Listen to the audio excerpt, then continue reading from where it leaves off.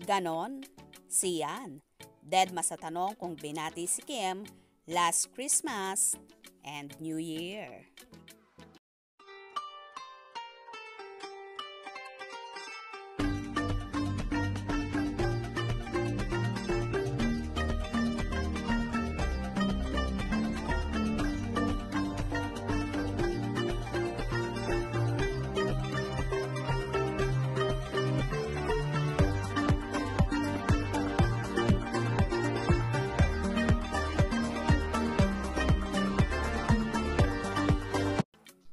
Nag-post si Sian Lim ng picture nila ni Jenilyn Mercado para sa series nilang Love Die Repeat na premiere na sa January 15, 8:50 p.m. sa GMA7.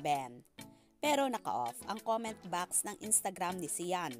Walang fans na makapag-comment. Maganda sana kung i-open ni Sian for a while ang comment box na kanyang Instagram para malaman ang pulso ng fans at viewers sa pagtatambal nila ni Jenilyn. Pwede naman niyang i-block ang mga nega comments kung ayaw niyang mabasa.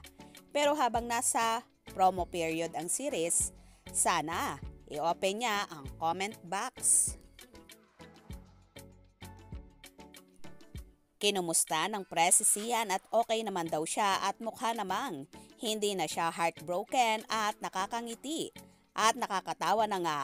Lalo na nang ikwento na sa eksenang patay ang karakter niya at nakahiga, sinisiko niya si Jenilyn para umalis sa tabi niya dahil nakikiliti siya.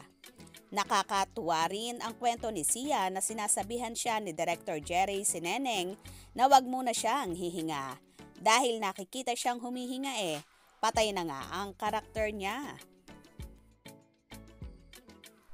May nagtanong kay Sian kung binati ba niya si Kim Chiu last Christmas and New Year. Hindi nito sinagot ang tanong. Either hindi niya narinig ang tanong o hindi na lang sumagot at baka nga naman humaba pa ang tanong. Ang mahalaga, okay siya at okay si Kim. Gimusta ng GMA Integrated News ang estado ng puso ni Sian ngayon kasunod ng breakup nila ng actress na si Kim Chiu. It's okay. Pero naman dapat talaga. We should be okay. Dapat lang naman talaga. We just gotta work on ourselves. We gotta just keep on moving.